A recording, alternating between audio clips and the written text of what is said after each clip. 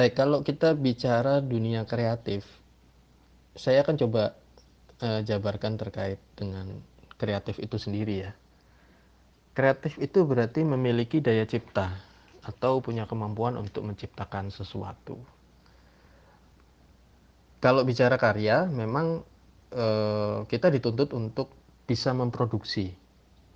Walaupun pada dasarnya semua seniman atau semua eh, orang-orang yang dikatakan kreator itu sebenarnya adalah peniru semua. Jadi memang di dunia ini tidak ada karya yang original. Mungkin kalau teman-teman pernah dengar istilah ATM, ambil, tiru, dan modifikasi. Nah, sebenarnya kita itu semua hampir melakukan itu. Kalau kita bicara kreatif, sesungguhnya satu-satunya yang memiliki daya cipta dan punya hak murni untuk menciptakan sesuatu ya sesungguhnya hanya Allah Subhanahu wa taala. Jadi apa yang kita lihat, apa yang kita produksi kembali itu sebenarnya hanya terinspirasi dari apa yang sudah tercipta.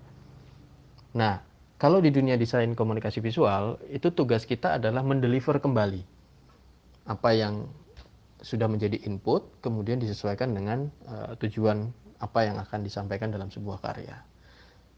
Saya akan coba breakdown terkait dengan gambar, foto, dan video. Sebelumnya saya izin, ini mungkin sama Amel, urutannya agak saya ubah. Kalau tadinya foto dulu, baru gambar dan video, ini saya balik. Gambar dulu, foto, baru video.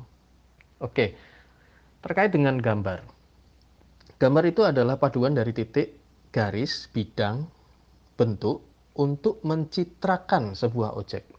Sorry, maaf ralat, bukan objek. Jadi agak tipu ya lidah saya. Nah, mungkin teman-teman semua pasti udah pernah ngalamin SD atau TK disuruh gambar gitu ya. Yaitu berawal dari itu gambar titik-titik dulu garis. Baik, kita sekarang bicara tentang foto. Dari segi makna, foto sendiri artinya adalah gambar diam. Baik itu hitam putih ataupun warna dan diambil dari sebuah kamera. Jadi kamera itu toolsnya, foto itu outputnya. Nah, kalau kita mengacu pada aktivitasnya atau yang tekniknya itu disebut dengan fotografi. Jadi kalau dari bahasa aslinya ini berasal dari bahasa Yunani. Yunani itu berarti anu ya, perempuan ya. Kalau laki-laki Yunan. Oke, saya lanjut ya. Jadi fotografi itu berasal dari kata fotos dan grafo.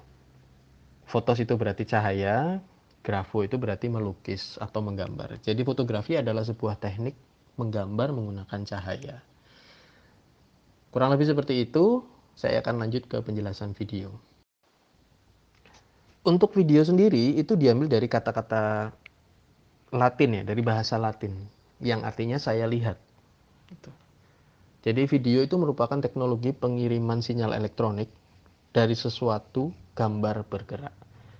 Oke, yang disampaikan dalam eh, tulisan atau sketsa ini sebetulnya sangat textbook, tapi saya coba sampaikan sesederhana mungkin ya. Jadi apa hubungan antara gambar, foto, dan video? Jadi dari sebuah gambar itu kita bisa mengkonsep bagaimana foto akan dibuat, termasuk video. Teman-teman mungkin pernah ngerti film, ketika film itu mau dibuat, itu ada yang namanya storyboard. Nah, storyboard itu adalah gambar atau sketsa. Mungkin kalau teman-teman pernah tahu komik, nah itu seperti itu. Nantinya ketika sudah oke, alur ceritanya, angle-nya sudah jelas, lalu bisa dilakukan trial untuk sebelum masuk ke sinematografi. Jadi bisa menggunakan foto dulu. Misalnya angle-nya diambil dulu sampel, terus misalnya nanti panoramanya seperti apa, jadi memang gambar, foto, dan video ini sangat berkaitan satu dengan yang lain. Jadi dari gambar itu bisa menjadi sebuah video, dari foto itu juga bisa menjadi sebuah video. Dan ini semuanya berkaitan. Nah, kalau kita bicara video, itu banyak jenisnya. Video itu ada yang betul-betul seperti film itu yang sering kita lihat di TV, itu bisa disebut video. Ada juga mungkin teknik video yang kita tahu sebagai atau kita kenal sebagai animasi. Nah, animasi itu sebenarnya gambar yang digerakkan. Jadi itu tadi ya yang saya sampaikan sebelumnya. Jadi memang ada hubungan antara gambar, foto, dan video. Jadi kalau teman-teman lihat video itu karena disebut sebagai gambar bergerak, sebetulnya kalau kita nonton film, itu sebenarnya adalah kumpulan atau ratusan foto yang dirangkai. Jadi kalau kita bicara video, secara teknis di video itu ada yang namanya frame per second.